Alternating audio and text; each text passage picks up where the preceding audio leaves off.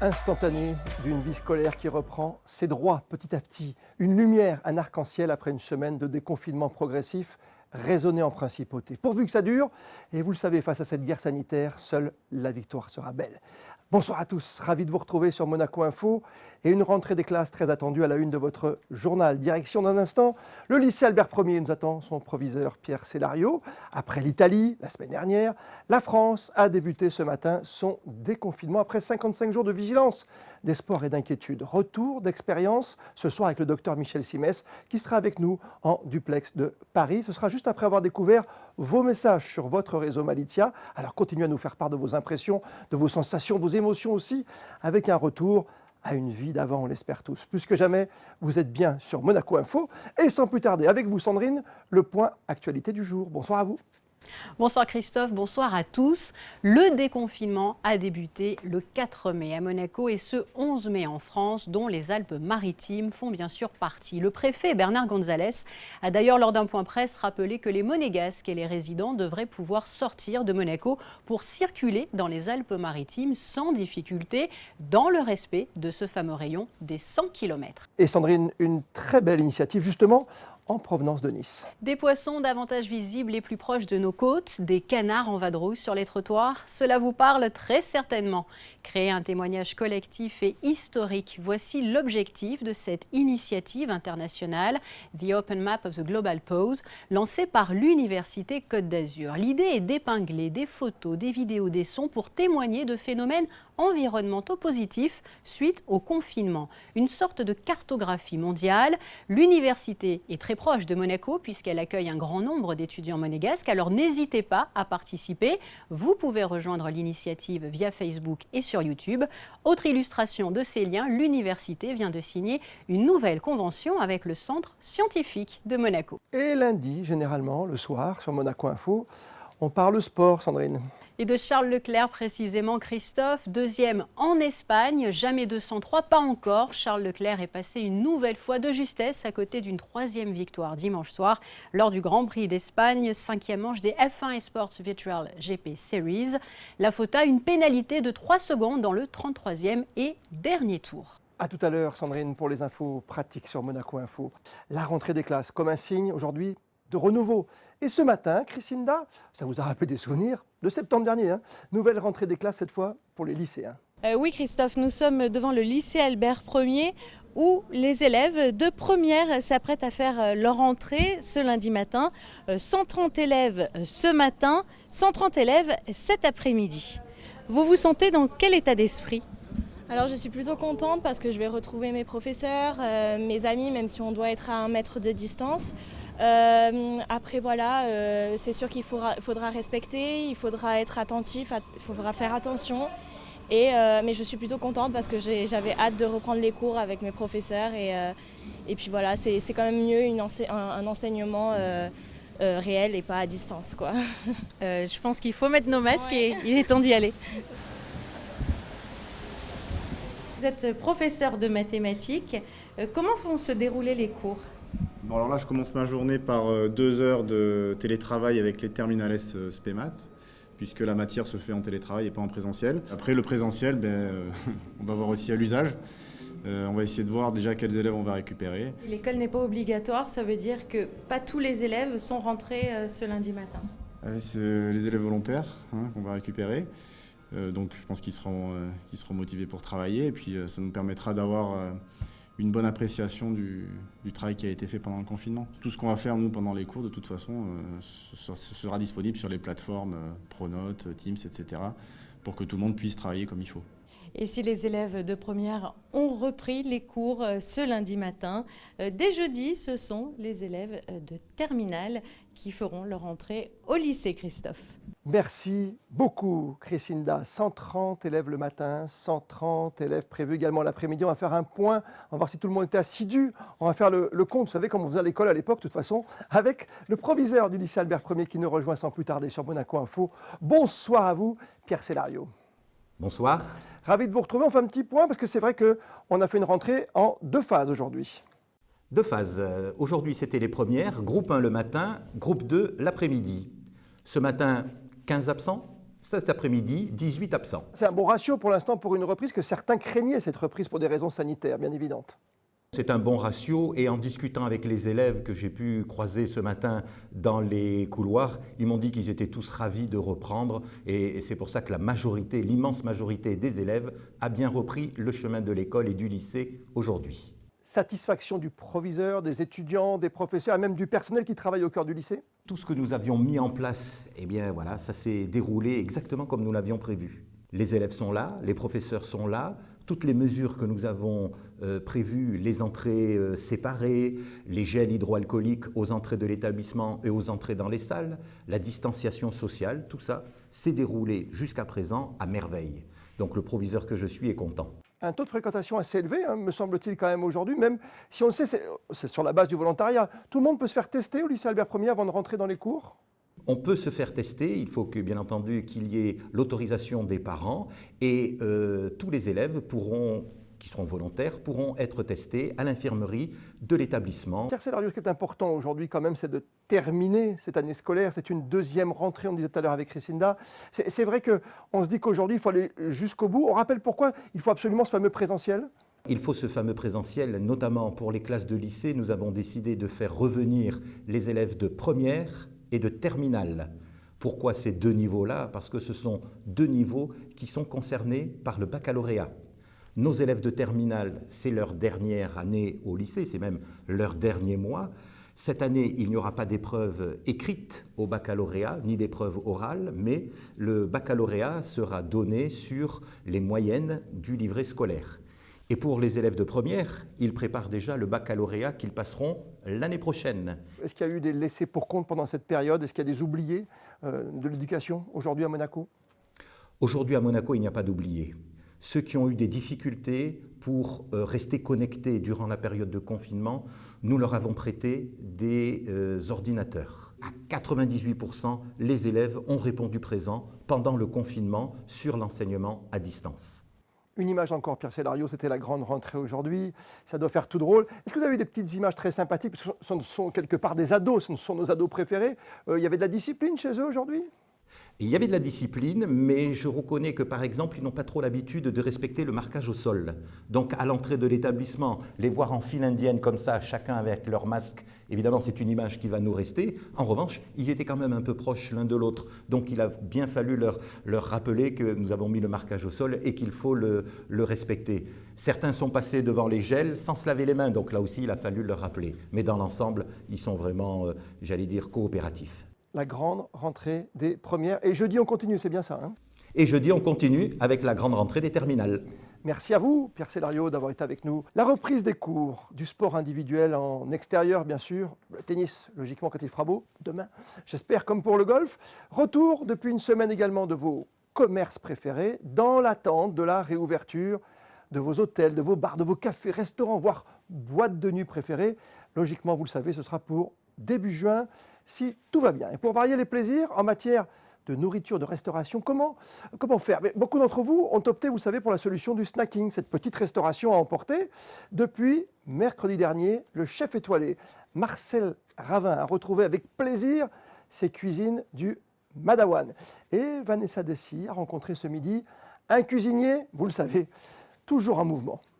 Non, avant les innovations, avant de parler des innovations, nous on a voulu ouvrir le Madawan, parce que le Madawan est tout à fait dans son élément, qui est de la snackonomie, de la vente à emporter, et en même temps c'est aussi bien pour nous, ça donnera à nos clients l'habitude de venir. Ce qu'il faut tirer de tout ça, c'est que du positif.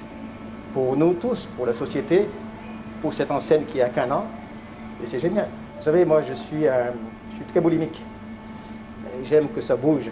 J'aime de l'innovation, j'aime créer, mais pour créer, il faut être dans un bon état d'esprit, avec des gens positifs, parce que ce n'est pas le travail d'une personne, c'est le travail de toute une équipe. La création, elle ne se fait que si il y a une attitude positive de tous. Mais il y a de nouveaux projets à venir, ici en tout cas dans la société, que ce soit pour le MADA, que ce soit pour le B, plutôt, parce que je travaille pour la Société des Mains de Mer, et on sera différent mais il y aura toujours une pointe de créativité audacieuse, osée. Oser, effectivement, encore et toujours, innover. Comme Marcel Ravin qui nous a proposé, vous en souvenez, ses recettes en direct, en live cooking. Voici d'ailleurs, comme chaque soir, le meilleur de vos messages envoyés sur le réseau Malizia. C'est votre rendez-vous. Ah, merci. Je voulais absolument faire un petit geste et donc j'ai décidé de créer des masques pour les infirmières de la principauté. Tout simplement en signe de gratitude, car 2020, c'est leur année. Ils sont là pour nous, je suis là pour eux. Oui, un masque que porterait, j'imagine, volontiers notre invité aujourd'hui, le docteur Michel Simès. Bonsoir à vous, docteur. Bonsoir Christophe. Vous avez reconnu les bons conseils de celle qui vous accompagne très souvent, Adriana Carambeu, en cette année de l'infirmière, évidemment. Et oui, porter évidemment un masque, souvent, le plus souvent possible, distanciation. Il y a plein de mesures barrières qui ont permis à ce qu'aujourd'hui on sorte, chez vous en France, de 55 jours quand même de confinement. Ces gestes barrières qui ont permis effectivement, avec le confinement, de s'en sortir. Et puis de sortir un peu plus fort, c'est pour ça que j'ai mes deux cornes là au-dessus de la tête. C'est un bison, c'est un buffle, un taureau. Oui, c'est un buffle, oui, c'est un buffle, c'est pas les miennes, oui. L'écusson du PSG, c'était pas obligé non plus. Ah, l'écusson du PSG, ah oui, mais je suis dans le sud de la France, donc faut que je fasse Monaco attention, ici, je le cache bien. Oui, ce confinement a été important, puisqu'il a permis de réduire la vie du virus. Un virus qui n'a pas de personnes à contaminer, il s'en va. Il est encore là, pour l'instant, mais effectivement, ce sont ces gestes barrières qui nous ont permis de nous en sortir pour le moment. Adriana Carambeu parlait justement de ce qu'il fallait faire encore aujourd'hui et toujours applaudir, parce qu'on a applaudi jusqu'à hier soir très fort à 20h, tous les personnels soignants. Vous avez été sensible, vous, en tant que docteur, en tant qu'ORL ? Oui, j'ai été sensible à ces applaudissements. Il y a ce qu'on dit, ce qu'on entend, ce qu'on voit même à la télé ou qu'on entend à la radio. Et puis, il y a le fait d'être dedans et d'aller voir ce qui se passe vraiment en immersion. Et je peux vous dire que le premier jour où vous allez dans une réanimation pour donner un coup de main et que vous voyez tous ces lits pleins de malades qui sont tous les mêmes, c'est assez affolant, avec des salles communes dans lesquelles il n'y avait que du Covid. Donc effectivement, ces gens-là avaient besoin de soutien. Ouais. On a travaillé, certains disaient au doigt mouillé dans votre domaine, dans le secteur médical. C'est vrai qu'on a pris en marchant ce qu'il fallait faire et quels seront les gestes au cas où arriverait une deuxième vague, bien sûr. Vous savez, Christophe, je crois que s'il y a une leçon, en tout cas en tant que médecin, et pour l'ensemble du corps médical mondial à retenir de cette épidémie, c'est une leçon d'humilité. Quand vous allez voir un médecin, vous aimez que ce médecin dise « je sais ce que vous avez, je sais ce que je vais vous donner et comment vous sortir de votre maladie ». La médecine nous a appris à dire tout le temps « on sait », à être même parfois un peu péremptoire, en disant « voilà, nous on sait, on a notre expérience ». Et là, au fil des mois, on a appris à dire « on ne sait pas ». Et c'est une leçon d'humilité et de modestie incroyable pour notre métier. Moi, je me souviens avoir dit des choses il y a 2 mois qui ne sont pas révélées exactes après. Et pas que moi, les plus grands spécialistes de la médecine. Oui, la fameuse bonne vieille grippe, quoi. C'est tout au départ, quoi. Pas la peine d'en faire plus. Mais ça reste vrai, parce que dans 80% des cas, ça reste une bonne vieille grippe, ou voire une grippe pas très cognée. Mais c'est surtout l'histoire de ce virus, le fait qu'il fallait ou pas mettre des masques, l'histoire des tests, l'histoire des traitements. Vous savez, c'est tout ça qui fait qu'on a appris à marcher en marchant, comme vous le disiez. Ouais. Et c'est vrai qu'il y a eu même cette polémique avec le docteur Raoult, avec l'histoire de la chloroquine. Oui, c'était si vous voulez, on est tombé avec cette histoire dans le ridicule de la polémique. Moi, je me souviens avoir simplement dit et relayé d'ailleurs ce que disaient des grands noms de l'infectiologie mondiale en disant les essais du docteur Raoult ne sont pas suffisants pour nous apporter la preuve scientifique de l'efficacité de la chloroquine, donc il faut demander d'autres essais. Vous le dites sans aucune agressivité et vous vous retrouvez au milieu de PSG-OM. Vous qui aimez le foot, vous voyez ce que c'est. Ouais, ce qui est quand même dingue, surtout pour un mec comme moi qui suis à la fois supporter du PSG et de l'OM. On n'est pas nombreux à être comme ça, mais là je me suis retrouvé au milieu de ce truc, quoi. 2 choses très importantes, vous êtes en France, vous êtes à Paris aujourd'hui, en liaison avec nous sur Monaco Info, docteur Simès. Vous avez changé, est-ce que vous avez senti, je sais pas, un petit changement de comportement peut-être de la part des Français aujourd'hui ? J'ai circulé ce matin pour aller à RTL notamment, et j'ai vu beaucoup moins de gens qu'un lundi matin normal dans les rues, parce que je pense que les gens sont à la fois contents de pouvoir sortir, mais ils sont en même temps inquiets. C'est à la fois du civisme et de l'inquiétude. Il ne faut pas non plus penser que tout le monde a eu un excès de civisme incroyable. Les gens n'ont pas envie et ont peur de sortir de chez eux aussi un petit peu. Oui, on reste inquiet parce qu'encore ce week-end, il y a eu 2 foyers en Dordogne, ça peut revenir à chaque instant. Il peut y avoir cet effet rebond, tant craint. Il peut y avoir l'effet rebond. La deuxième vague, je suis un petit peu plus optimiste. Je la vois pas arriver tout de suite, vu l'expérience qu'on a des autres pays. Mais les foyers, les clusters, les foyers comme on en a vu en Dordogne, par exemple, oui, c'est pas possible de se réunir à 100 personnes aujourd'hui. C'est impossible. Alors on l'a dit, pas de grandes réunions, des masques le plus possible dans les transports, évidemment, éviter tout contact. Justement, qu'est-ce qui a changé dans les rapports humains, les rapports de tendresse, évidemment, les rapports entre personnes, entre couples aussi? C'est pas simple, les grands-parents et les enfants, aujourd'hui, pas pouvoir se toucher, pas pouvoir s'embrasser, pas faire un seul baiser. C'est pas simple du tout, c'est contre nature chez nous. Alors autant dans certains pays en Asie et même dans le nord de l'Europe, on se touche moins, on s'embrasse moins, il y a moins ce contact qu'on peut avoir chez nous. Et effectivement, on est sans arrêt sur le qui-vive, on est sans arrêt sur le reculoir en disant j'ai envie de l'embrasser mais je ne vais pas le faire. Oui. On ne va pas vivre comme ça tout le temps. Il faut être encore un tout petit peu patient, prendre quelques mesures de précaution comme ça pour ensuite pouvoir se serrer la main et s'embrasser. Mais vous savez ce que ça nous a appris surtout cette épidémie, c'est qu'il faut se laver les mains sans arrêt, c'est qu'il faut du gel même en dehors du Covid, avec la grippe notamment, et qu'il faut un minimum d'hygiène. C'est ça que ça nous a appris. Ça va beaucoup mieux, docteur ?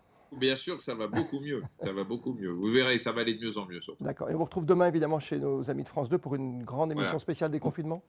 Ouais, France 2 demain en prime time à partir de 21h, on répondra à toutes les questions en direct des téléspectateurs sur ce Covid, sur l'immunité, sur ce qu'on sait aujourd'hui sur cette maladie. Merci d'avoir pris du temps pour nous, docteur Michel Simès. C'est un plaisir de vous avoir. Les cornes, mais pas pas les cuissons derrière, c'est pas la peine. Autrement, on se retrouve pour un Monaco PSG. Ça nous fera du bien aussi. Merci mille fois, docteur Simès, au nom de toute l'équipe de Monaco Info. Tout de suite, les infos pratiques chez nous, ici, en Principauté de Monaco, avec le retour de Sandrine Nègre. Et nous ouvrons ce point avec le trafic. Nous avons joint le Centre intégré de gestion de la mobilité et ce matin, aux entrées de Monaco, pas de grosses difficultés, pas d'énormes ralentissements. Voici les chiffres qu'il faut retenir. 16 000 véhicules ont franchi les portes de Monaco. À titre comparatif, ils étaient 14 000 lundi dernier, premier jour de déconfinement en Principauté. Autre donnée révélatrice, avant le 16 mars, date du confinement, le nombre de véhicules s'est élevé à 20 000 en moyenne. Autre information notable, davantage de bus par rapport aux jours précédents sur les routes monégasques. La compagnie des autobus de Monaco fait d'ailleurs savoir à ses jeunes usagers notamment que depuis lundi, des renforts ont été mis en place pour desservir le lycée Albert Ier. Et on reste sur la route, Sandrine, avec, on le sait habituellement, en cette période, eh bien, c'est propice aux examens. Le service des titres de circulation reprend en 3 temps les examens du code et de la conduite au permis de conduire. Depuis lundi, la reprise de l'examen théorique du code de la route à raison d'un candidat par session, compte tenu, vous l'imaginez, de la configuration des lieux. Lundi 18 mai, reprise de l'examen pratique de maniabilité pour les permis moto sur la digue est de Fontvieille. Et enfin, mardi 2 juin, reprise de l'examen pratique en circulation des permis B auto, moto et poids lourds. Pour l'ensemble de ces examens, le port du masque est obligatoire pour les candidats, les enseignants à la conduite et les inspecteurs des permis de conduire. La grande reprise des activités sportives, ça ne va pas nous faire de mal, hein ? Vous voyez ce que je veux dire ? Notamment, tiens, on jouerait bien au tennis demain, Sandrine. Les amateurs de tennis, dont vous faites partie d'ailleurs, hein, Christophe, je crois, vont sûrement être tentés par le beau temps annoncé mardi. Le Monte Carlo Country Club a d'ailleurs fait parvenir tous les détails liés à la pratique du tennis à ses membres, détails liés à la reprise progressive. Parmi eux, la réservation de cours se fera exclusivement par téléphone. Les vestiaires resteront fermés. Vous devrez donc arriver et sortir du club en tenue. Concernant les balles, il faudra utiliser et ne toucher pendant la partie que les balles personnellement signées par le joueur. On parle aussi des toutes petites balles tout là-haut pour le golf. Le Monte Carlo Golf Club précise l'obligation de réserver ses départs par téléphone ou par mail. La Fédération française de golf a alerté ses membres sur plusieurs points. Les joueurs devront utiliser leur propre matériel, sacs, clubs, balles, chariots. Les locations de chariots et de voiturettes seront possibles si les clubs peuvent assurer leur désinfection. Pour les bunkers, plus de râteaux, il faudra effacer ses traces avec le pied. Et sur le green, on ne touche plus au drapeau pour récupérer sa balle. Des ventouses données par les clubs pourraient être utilisées afin de les récupérer. Pour finir, j'attire votre attention sur le fait que les salles de sport sont, elles, toujours fermées. Alors on est prêt pour l'en extérieur, hein, Sandrine. Mais côté météo, demain, dans les prochaines heures, ça donne quoi ? Alors mardi, la journée sera bien ensoleillée avec des températures comprises de 15 à 19 degrés. Une journée qui apparaîtra comme une pause dont il faudra profiter car les autres jours de la semaine seront à l'image du lundi matin que nous avons vécu, c'est-à-dire très mauvais. Attention à leurs talons, demain nous fêterons les Achilles, Christophe. Bonne fête déjà. Merci beaucoup Sandrine. Et merci à toutes nos équipes qui chaque soir font leur maximum, comme vous d'ailleurs, pour nous tenir informés, et ce, depuis le début de cette crise sans précédent. Et comme le veut la tradition, sur Monaco Info, on termine avec un tour d'horizon des réseaux sociaux all over the world, partout dans le monde.